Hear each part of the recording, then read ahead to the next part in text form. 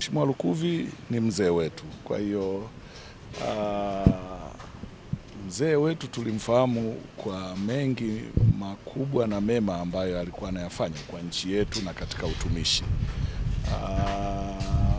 Mimi nimetoka naye mkoa wa Iringa zamani, wote ukiwa mmoja, Njombe na Iringa, lakini pia ni mzee ambaye ametulea kwa muda mrefu toka vijana wadogo mpaka sasa, na kumpoteza ni pigo, si kwa familia pekee, kwa bunge, kwa serikali ya Jamhuri ya Muungano wa Tanzania, lakini na kwa viongozi sisi vijana ambao kwa kweli tulikuwa tunahitaji sana busara zake, uzoefu wake, na mafundisho mengi ambayo yamemwezesha kuwa mbunge wa muda mrefu bungeni bila kuteteleka wala kukutana na mawimbi ya kutoka kwenye jimbo. Kwa hiyo hayo kwa kweli ni makubwa, lakini niseme tu kitu kikubwa kwake ni uwezo wake wa kujituma na kujitoa kwenye kazi. Ukiangalia mpaka jana alikuwepo kazini, pamoja na kwamba alikuwa anasema anajisikia kidogo vibaya, alienda hospitali akarudi kazini kuendelea na kazi.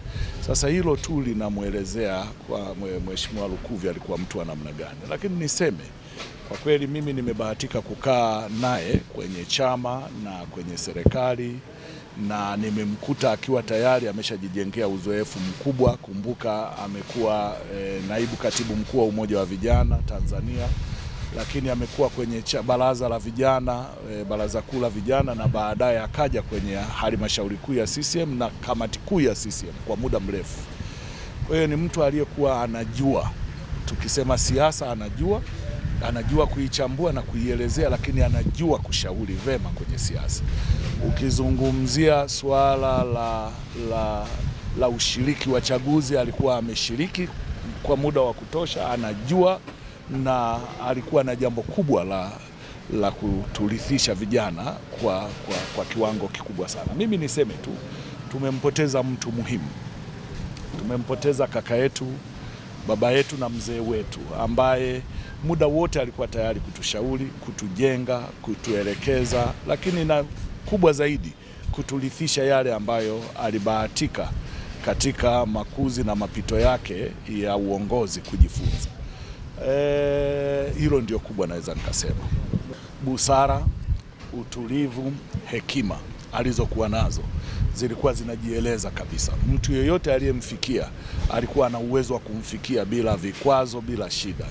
Na kwa kweli pia ukimwangalia alikuwa ni mtu msikivu, mtu anayetamani watu wengine wawe alivyo yeye, lakini wajue anachokijua.